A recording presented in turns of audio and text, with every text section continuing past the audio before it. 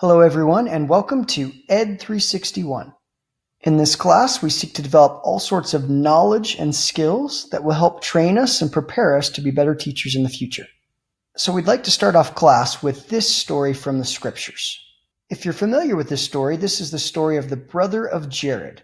Just after the time that the Lord confounded the languages of the people at the Tower of Babel, they built barges that took them across the ocean.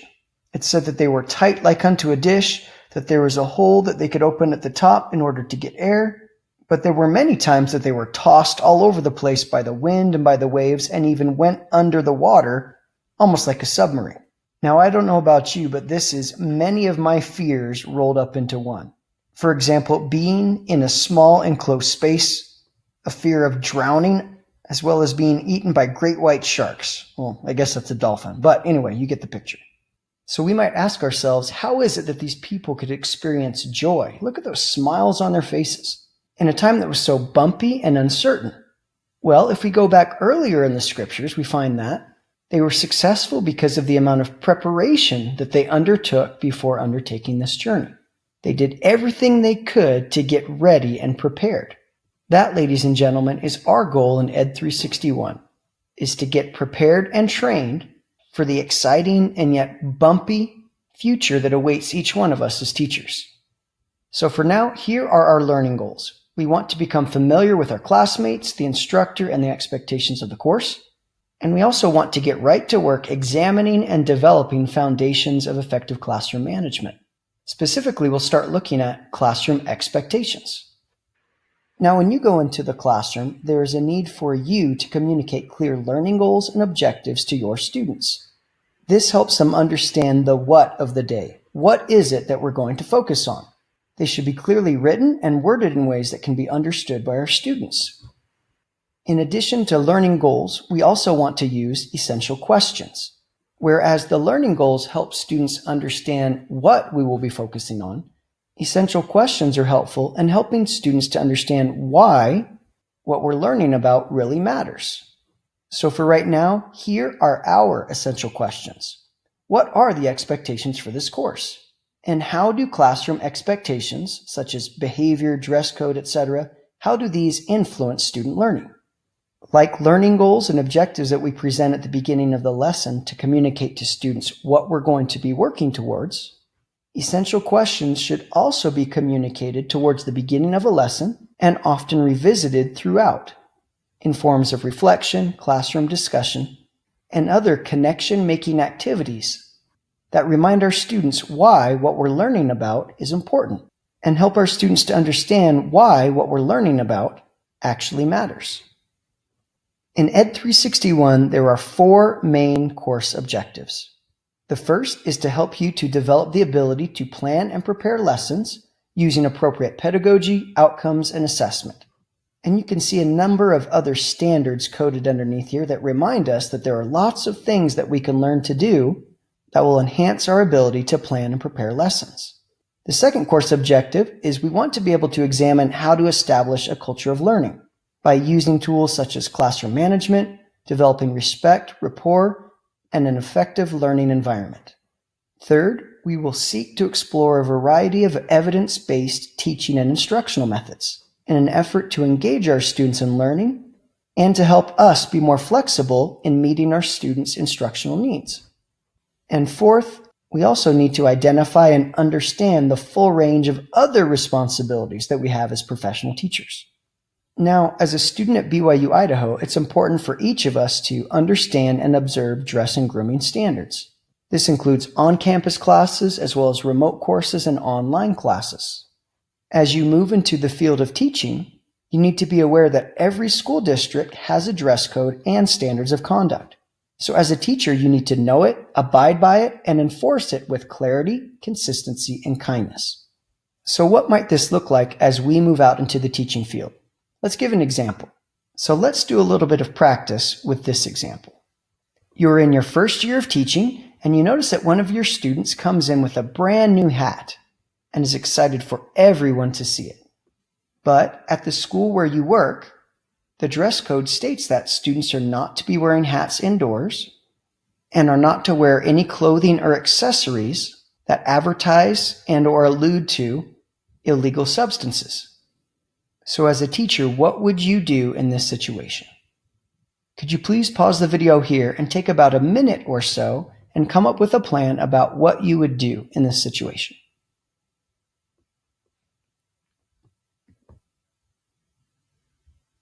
Now, in this situation, we have a few factors to consider. We have a student who's excited to have a new piece of clothing, and we want to make sure that we always take every opportunity to build relationships with our students. But we also have a student who's in violation of the dress code because he or she is wearing a hat indoors, and the hat itself alludes to illegal substances. Even in states where marijuana might be legalized, most oftentimes school dress codes do not allow for clothing that alludes to or advertises tobacco, alcohol, or other similar products. So as a teacher, I might consider this. I might approach the student and strike up a conversation with some meaningful small talk. Then I might say something like this. You know, Sam, here at Jefferson Elementary, middle school, or high school, wherever we're at, we have a school-wide expectation that we don't wear hats indoors, and that our clothing doesn't allude to or advertise anything that's connected to alcohol, tobacco, or other illegal substances. So if you could just take that off while you are on school grounds, I'd really appreciate that. Thank you so much. And then I would take a few steps back and start to visit with other students. This provides the students the opportunity to comply and for you to monitor whether or not they do comply. Now, the vast majority of the time, once students have been reminded of established expectations and rules that come from the school, they're perfectly willing to comply, as long as we remind them with clarity, consistency, and kindness. Clarity means that I'm referring back to established school rules and expectations. Consistency means that I'm being consistent in enforcing the dress code with all of my students. And kindness means that I'm doing it with the intention to help my students understand that in certain places and in certain situations, we have to abide by dress codes and other rules established by the institutions that we attend. Now, let's try another scenario. So for example, when I was back in the Midwest teaching, it wasn't uncommon for students to come to school with shirts that were borderline inappropriate and irreverent in a sense. For example, the University of Michigan has amazing sports teams that are either loved or hated by others in the region because of their competitiveness.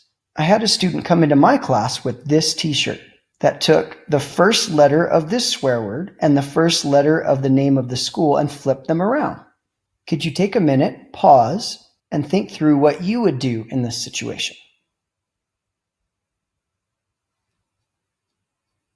We might consider approaching the student, making some meaningful small talk, and then saying something like, "Hey Sam, I noticed your shirt. That is quite an interesting shirt. Now, my school dress code and rules may or may not address something as specific as this." So we might say something like, "You know, Sam, I'm wondering if that t-shirt is appropriate and okay for our school. What are your thoughts on it?" Then I would listen patiently and thoughtfully to the student's answer and then reply, "You know, I think what I better do is just double check with our school administration to see if a shirt that hints at profanity is permitted in our school. I'll get back to you just as soon as I can. Hey, thank you so much for visiting with me." Now, it's possible that the student might go find a hoodie or a jacket to borrow and to put that on for the rest of the day because they were pretty sure it was inappropriate and just wanted to see if they could get by with it today. Other times, students sincerely defend their dress code choices. In these situations, we need to be very clear about what the expectations are of our school, as well as what our administrators expect. So by taking the time to clarify with them, we can communicate to the student, "Hey, you know, Sam, I double checked, and our principal said that that is not a violation of our dress code. So thank you so much for your patience and for visiting with me." Or we could say, "You know what? I visited with the administration, and what they said was we can't have shirts that hint at profanity. So if you could just find a hoodie or a jacket to wear for the rest of the day, I'd really appreciate that. And just based on our school expectations and dress code, if you could please not wear that shirt again to school. Thank you so much." Again, we're trying to address it with clarity, consistency, and kindness. Now, some of you who are planning to work with younger students are thinking, "I don't think I'm going to have these types of concerns with the attire of my younger students." But there are always opportunities, regardless of the age group that we're working with in schools, to remind them of the expectations that have been set up. So let's practice with this example.